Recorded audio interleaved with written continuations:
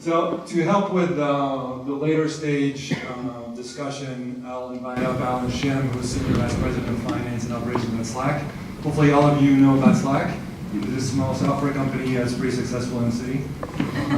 We're huge users of it and love it. So Alan, thank you so much for joining us. Yeah, no problem. Are we standing? Sitting, right? Okay. That's This one's this couch is getting used to it. Awesome. Well, thank you so much. I think what would be useful to start with is just get a little bit of the background on how, like, what did you do before Slack, and how did, when did you get at Slack, how long ago? And Well, first, thanks for having me. We are happy customers, and we're both mutually happy customers. I really enjoyed, by the way, Stephanie and Eileen's talks. I thought that was great, and I wish someone had told me some of those things a few years ago. So I joined Slack a little over 3 years ago. We had just released the public paid product. We were a 20-person company, so stepped into a role of kind of basically head of everything that Stuart didn't want to do. Stuart was our CEO. So all G&A, all marketing, all sales, everything that wasn't R&D or customer support. Before Slack, I was at a company called Yumi, which is a new ad tech company. I also joined there fairly early, about 30-some-odd person company. I eventually helped take that IPO. We had about 600 people, and then left to join Slack after, of course, doing public, which I'm happy to talk about that. It's fun, especially a small cap. And before that, I was at Yahoo, so that was kind of my start on what I think of myself more as a finance and operations person. So I liked Eileen's kind of the call out to business operations. I think that is an important shift that we are all seeing about the role of the CFO. Is you cannot just you cannot be the bookkeeper. You must be a strategic partner to the CEO. So I think that's where Stuart and I have been developing a really good relationship since then. So that's my background. Great, thank you. And can you give us some sense of what types of issues were you dealing with when you came in? I mean, you were one of the first hires to look at the operations and finance. What were the priorities you really started to tackle when you came in? Well, some of the issues I was dealing with was, do we have enough toilet paper? Do we have enough soda in the fridge? So what's the Instacart login? After I dealt with that, onto the real problems.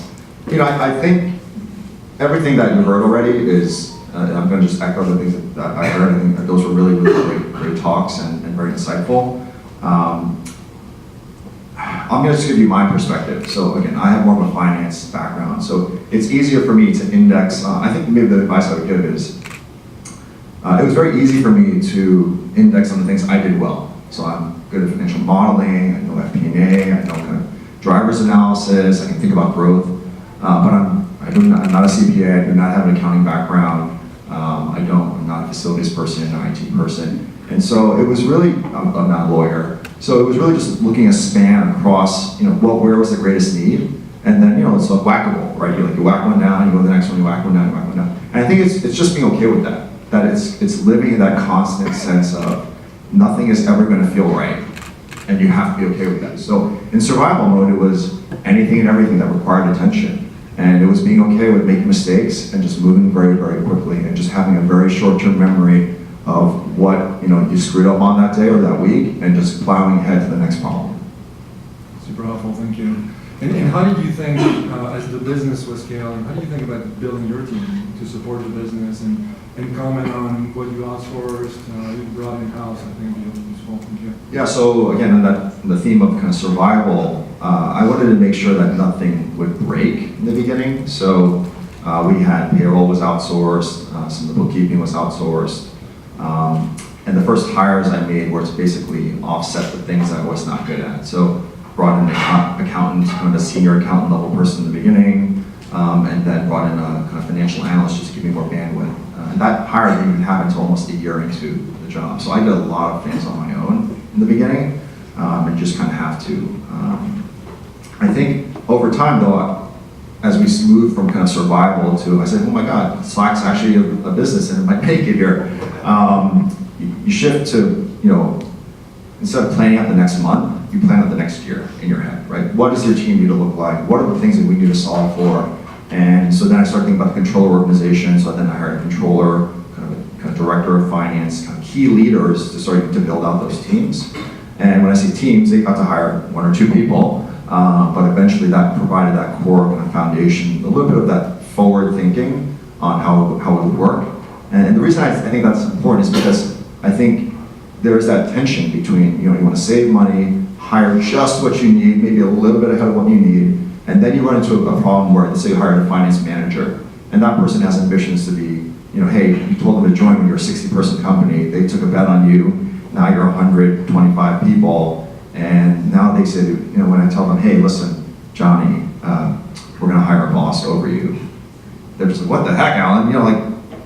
Where's the loyalty? I just bled and sweat for you, and so I just don't want to deal with that. and try, because I've dealt with that. So it's much more, I would say, peaceful and productive to have that thoughtful conversation up front and to be thinking about your organization up front around how you want to build and scale that. Thank you. And how many countries do you operate in today? We're in 7 countries, is that right? 9 offices, yeah, I think that's right. Okay. So we have a funny dynamic because we started out as a game and we had this legacy history about the company. And Stuart lives in Vancouver, but we work in San Francisco. So we had a dual identity from the beginning, both US and Canada. The funny anecdote I'll share with you is that the hardest thing I had to deal with in the first 3 months was moving over from the Canadian version of QuickBooks. Because there is no migration between US QuickBooks and Canadian QuickBooks. I wish I was making that up, but if you look on the QuickBooks help page, you could probably search the question I posted to the community to say, how do I switch from Canadian QuickBooks to US QuickBooks? I still get pings every once in a while that said, someone replied to your thread, someone replied to your thread. Thanks, guys. Thanks, community. So yeah, we're in 7 countries. The impetus for that was actually our customer support. So one of the things that Slack prides itself on is providing a great customer experience. A lot of that is driven by the fact that with people answering your questions around tickets that you might submit into the system. And we started out in San Francisco and Vancouver. Clearly, those are not economical ways to grow and scale out a large mass of people. So we went to Dublin, probably was the next one, and then Melbourne to kind of provide around the sun coverage. So we're fortunate to have a pretty international customer base. So providing them real-time coverage was really, really important for us over time. And then after that, there's more I can talk about here, but we're more recently developing a direct sales motion, and having presence in those areas was also helpful, being thoughtful about where we wanted to be to build out other functions besides customer support. Right, and what did that mean for you on the finance side? I assume it started at complexity. How did you have to deal with that? Yeah, the complexity I would say is more administrative in the beginning than financial modeling. So, most folks are operate on a cost plus structure. You're going to set up the entity, and it's not going to have too much bookkeeping impact. You're going to have to think about all the transfer pricing and all that, but that you can pay someone a little bit of money to do that, right? It's more telling the organization that it's expensive to go international. Not expensive necessarily in dollars, but it's expensive from attention, it's expensive from the tax that it puts on how you do things, and culturally, it's expensive. So that was the hardest part, right? The hardest part was that you now had a group that was on Slack with you all the time, but never actually on when you were on. And when we had events or announcements, they came out while they were sleeping. Or when we had all hands, do we have an all hands very early in the morning so that Dublin can be involved? And that's really the cost of being international. I think it really just depends on the person. So as long as everyone thinks about the business case for being international and who will kind of take up the cost, because guaranteed most of it will fall on you because you're going to have to do all the setup and all the burden of international payroll and international employment contracts. And if you're in France, which union are you going to be part of? And you just don't want to deal with that if you don't have to. Great, thank you. And looking at the financing, and Slack has raised good amounts of money. What was the first round of funding you were involved in? I'm curious to hear how you were involved, how your team got involved in subsequent rounds, and how you structured around that. So we have raised about somewhere over $500 million. I would say it's about 540 in capital since I've been here. And the first couple rounds, they don't really count them because they were part of the gaming company. It was like $15 million. And not that $15 million is a little bit of money, it's just in the big scheme of things.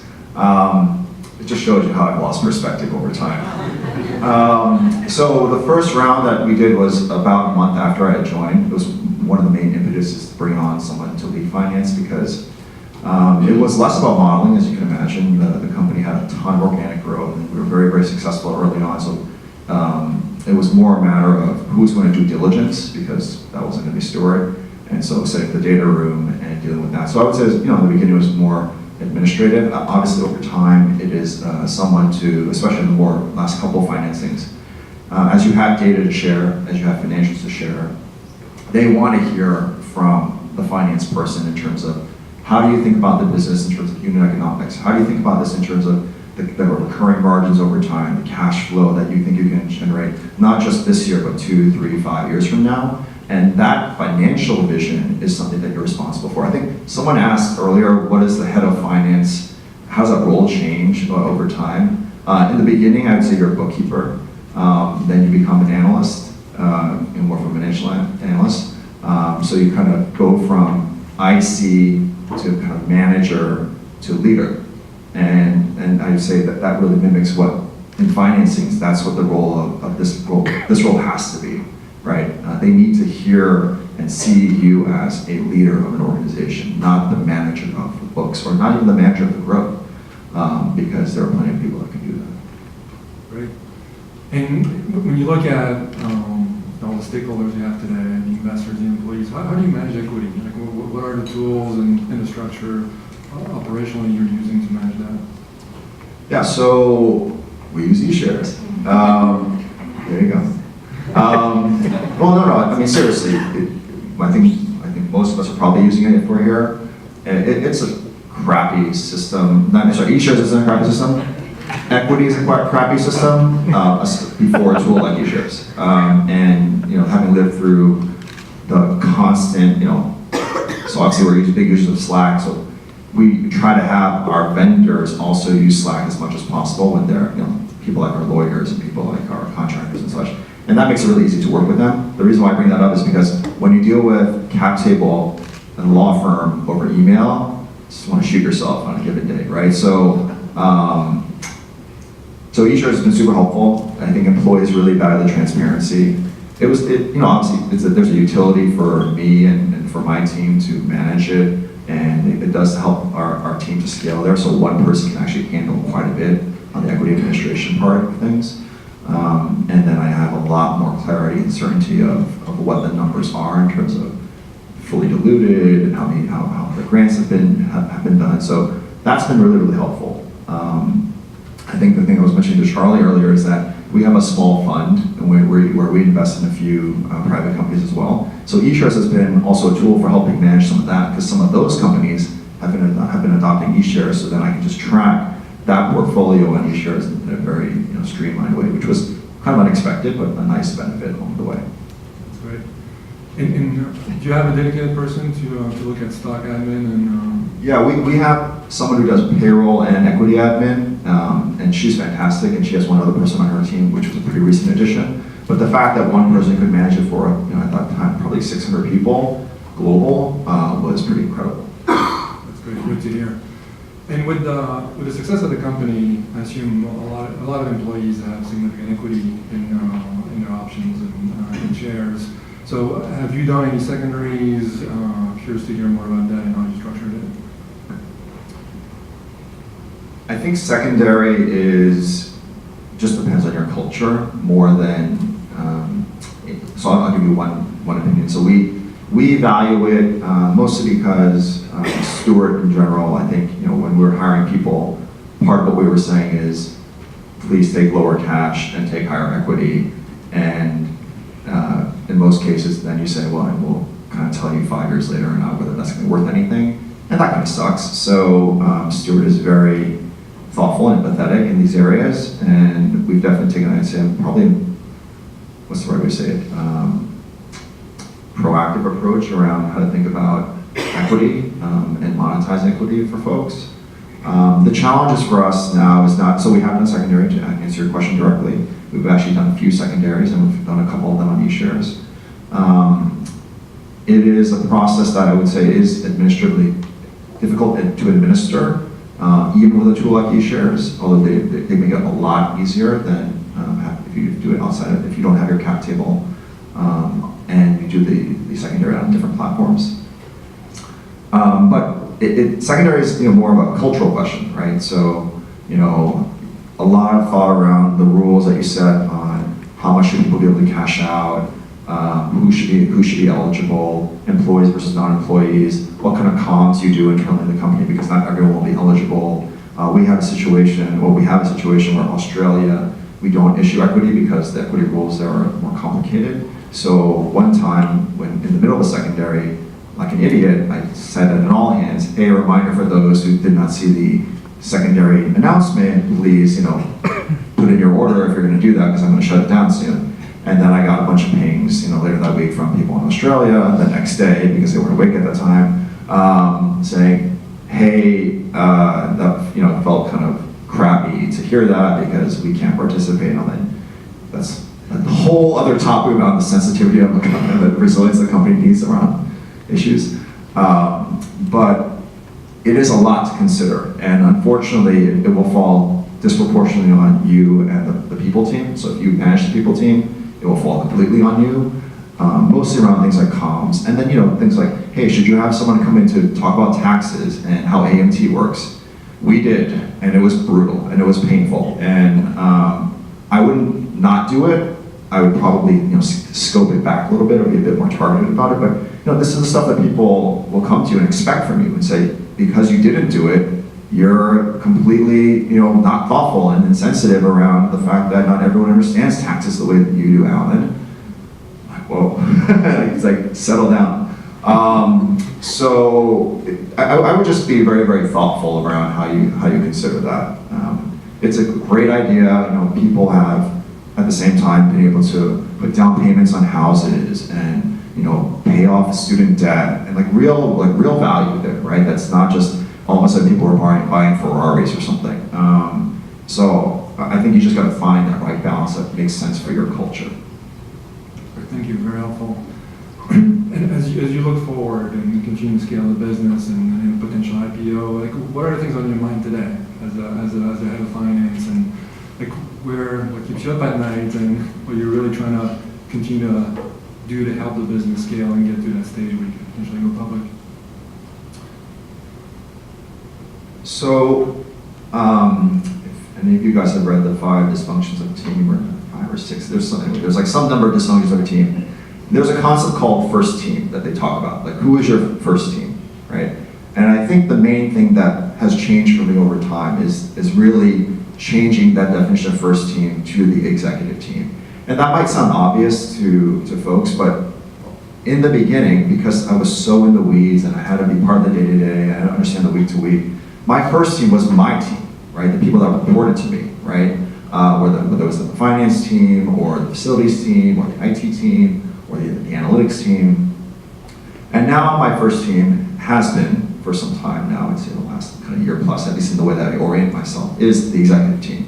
So CEO, VP product, CTO, head of sales, and I do something, at least I try to, and I encourage all of you to do it, because, in Slack, I feel like I was a part of 4 or 5 different companies in the last 3 years, just with each stage of growth. And one thing that I found super valuable is what I call kind of calendar bankruptcy. Whether you do that every quarter, or every 6 months, or every year, is look at where you're spending your time, right? Start over from 0, and then put in the most important things in after that, and see if you end up in the same place that you have today. And I can almost guarantee you, I would almost put money on this, but we don't have to do that, that you will end up with something different. Because it requires a thoughtfulness around what matters. Not what's interesting or what could be valuable, but what can you uniquely affect? What can I uniquely affect? And that has been super helpful for me, because it then actually helps me to delegate a lot more to my team. It also helps me to focused on things that I think will make a disproportionate impact, where 1 unit of energy in this next thing will yield more result than another unit of energy in a different thing, right? And that is a hard choice, and that is a bet that you have to make based on your judgment. But if you don't do that, the organization will feel that. Because you will get, one thing I say to my team is, you're gonna end up with a lot of things that are 80% done, which means that nothing is done, right? Or things that are kind of okay or good, which means it's kind of crappy, right? You wanna be you wanna be building things that are excellent, you wanna be building things that are to completion, because that's where the organization realizes value. So for me, where I'm spending my time is, I'm spending a lot of time with sales. Sales is a new thing for us. If we get sales right, in terms of scale, it's going to be hugely valuable for the company. So it's worth my time to spend 50-60% of my time with sales than what I would probably do on a kind of average blended across the things I look at, 20%. And that 2.5x, 3x makes all the difference, right? Because now I'm talking to Bob, who's our head of sales, every week, if not 2 or 3 times a week, his team 1 or 2 times a week, talking to recruiting about hiring people, thinking about comp plan all the time, driving the CRM changes, and that is, that's a bet that I'm making, right? That means I'm not spending time in IT, I'm not spending time in facilities, I have to trust my team in those areas. And honestly, if you find that doesn't work, it's probably because you have to upgrade your team. And those are also the harder questions that you're getting paid to figure out, right? That you're not going to take to your CEO and say, hey, should I hire a new head of facilities? Like, well, what the heck am I hiring you for? You make that call and come back with a recommendation on what needs to happen there and make that happen. So that's, I don't know if that covers it. Yeah, no, super helpful. Well, first question, did you guys coordinate the outfits? Yes, we are. It's great, no, it's really great. My second question, Alan, so with your Canadian presence, I'm just curious, did you guys make a conscious decision to do stock options denominated in Canadian dollars and US dollars, or do you have kind of cross-border multi-currency denominations, and why so or why not? One, I hope it's because you like our shirts. That's right. Yeah, so it's twice the goodness. We didn't give that a ton of thought, honestly. I think the bias was to keep it simple and to keep things standardized. So, as I mentioned, we had Canadian from the beginning. So the last thing I wanted was to add some kind of complexity to a 30% company. So that's probably my simple answer for you. Not that insightful, unfortunately, I'm sorry. Hey, Stephanie. So I thought what you were saying about international was really interesting. We had to go international super early on because our clients have employees all over the world. And so one of the challenges that I'm experiencing right now is the laws in the Netherlands, where we have a lot of employees, is completely different than Switzerland. It was different than this and this and this, right? We accidentally promised stock to employees in Australia, for instance, and we're going to have to fix that. But how did you stay on top of all of it? It's so much information, right? So how did you handle that and stay on top of that early on? The main thing was discourage them to go. That hasn't Yeah, no. I think it's you have to find, probably what we have decided is, even though we have 7 countries, they're not all equal. Not just from a kind of the revenue perspective, but how we interface with them, right? So we decided early on that Dublin would be the international hub, right? And we built operations so that became kind of hub and spoke versus equal centers everywhere. So even that adds a lot of clarity, because then people know that they're kind of more satellite than they are kind of the main hub of that region. But there's a lot of, this is going to be a plug for Slack. Even with using Slack to try to communicate, it's hard. I mean, we had to create a concept called XFN. So all of these crosses, which short for cross-functional, and there's one specifically for international cross-functional, where I basically told the team one time I was fairly upset because I was surprised, which surprise, as we all know, is a 4-letter word in our profession. I was surprised by something that the team brought to me about international. I had no visibility on it, 0. Even in a world where we're all using Slack all the time, nobody pinged me. So I said, that's just not acceptable. So we created both that. You just have to build in that cadence of communication. I mean, that's probably the only thing I could really offer to you, because it's not there's no silver bullet that we found either. And it is, honestly, if I'm going to kind of mind read here a little, there are probably problem areas that you have versus, and then what you're reacting to. So you got to fix the problems. So either you got to get those people out, or someone's got to talk to them, or you got to bring in a leader there. And once that noise goes down, your sanity level goes way, way, way up, I'm sure. So as finance leaders, we have to make some pretty tough and difficult decisions. I'm interested to hear your thoughts around how you go about sort of navigating some of those more trickier trade-offs and challenges as a finance leader. Number one, so my first just reaction to that is communication. I would say that I'd ask you guys, if you were to ask your CEO on a scale of 1 to 10, how much do they trust you? What do you think they would say? And anything less than like a 9 is unacceptable, because your ability to be effective has to come from a place of you're fully supported in what you do. And if you're not there, it doesn't matter. Because in a place of high trust, there's no difficult decision. It's just one that's probably more complex and more time-consuming or more administrative. It is the decision that they believe you need to make and that they will support you in making. So that's the main thing that I would say is, and you can apply that then to, again, who's your first team? How do they think about you? If they hate you, all decisions will be difficult. Even, hey, I want to take one head count away from you, or I'm going to cut the consulting budget for 10K. They're like, I hate you. You're so unfair. You're Scrooge. You don't think about growth of this company. And I wish that was a caricature, because it's very emotional for folks, right? So just gotta cut through the BS and find where there's no trust, fix it, and where it really, really matters, build it. Whether that means, again, everyone's wired differently. If you have to go drinks with someone, you have lunch with them, you talk to them, you have a weekly kind of, check-in, you send them data to show them that you're thinking about what their needs are, do it. Do that first, and that's the answer. Yeah, in the back. How do you think about competition? How much time do you spend as an executive talking about the competition? Well, we think about a lot more these days because we have more products out there. I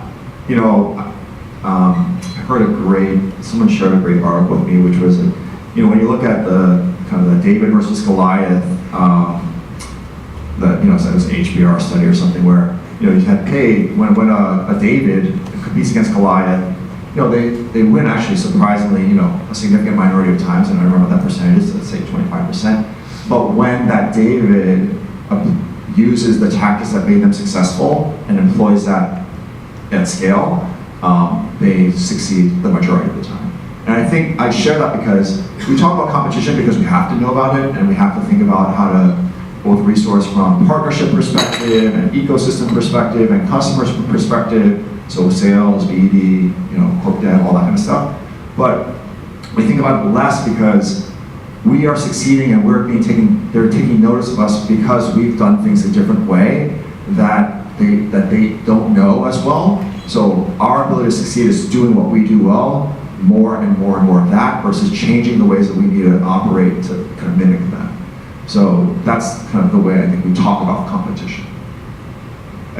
So it's just definitely more time, but just to answer your question, it definitely is more time, but kind of 10% of the time, from that conversation now. So I don't know, that here, yeah. What does your team look like today? What do you see the next evolution as you guys go on? Yeah, on one level I want to tell you and then say, don't tell my team this because I haven't had all those conversations. So just a quick history. It used to be everything, kind of 1 minus R&D and customer support. The things that clearly didn't make sense, marketing and sales. So those started to move out pretty quickly. The things that started to make less, so this is for me a story of focus, right? So take out marketing and sales. Then take out people, which will be kind of a more recent thing we're going to do. Then take out I had security at one point too, security.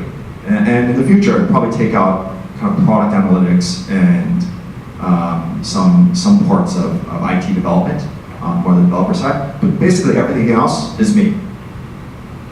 Finance, accounting, facilities, IT. I have a group called program management.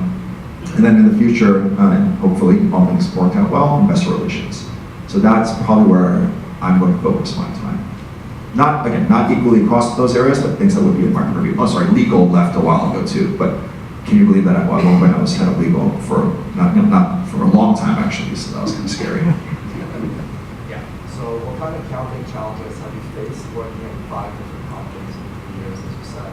And what have you found that you can still do internally, or have you had to hire accountants? Oh yeah, so I built a control organization fairly early on, so that was probably my 4th hire in the team, at least in terms of the finance team. So I basically delegated all that to him, and he built a team around that. So I think he's done a really, really good job of. I'm also pretty liberal with using consultants on this like stuff that we just don't know. So technical accounting, very specialized things, because the cost of missing it is just too high relative to what even with the crazy rates that they pay you and certainly charge you. So it's the same stuff as anybody. RevRec, we spend a lot of time on RevRec. We spend a lot of time on equity, especially when we did secondary. That's a very a newer thing of accounting that you have to spend a lot of time with your auditor on, and you get tax advice on as well. So I would say those. Have you looked into R&D tax?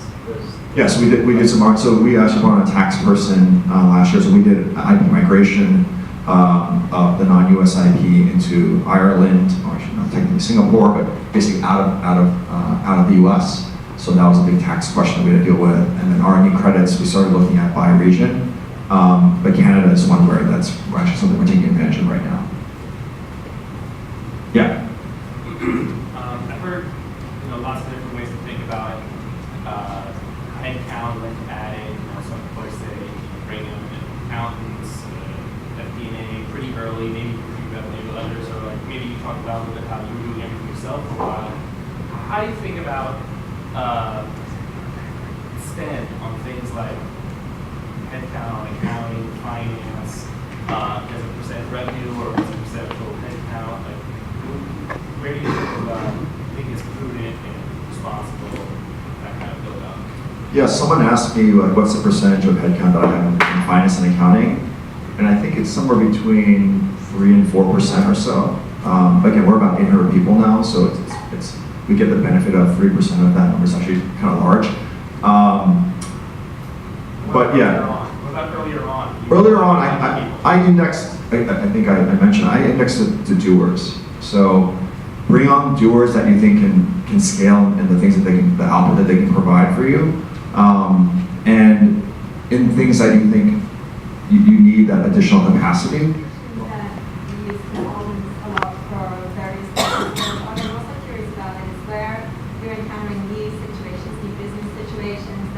You may not have experienced before, or maybe you're pioneering areas. How do you get smart on that? What steps do you take? How do you build that expertise where you might not have it initially? So I'm going to interpret that a certain way, and you tell me if I'm off base. So the main area where that typically might happen is accounting treatment. So we have a technical accounting group that helps us kind of get ready for audit and help us get ready for things about RevRec, so that we could have kind of the memos ready to go when the auditors came in. So that's the main thing I do, is we just reach out and we ask a lot of questions. If you have an auditor already, then they'll tell you they want to engage with you on it, at least at the partner level, to talk through it without going to national and all that BS. But that's generally what I do. Is just proactive communication. We reach out and we ask a lot of questions. Here's what we're thinking, and does that rally you in any way?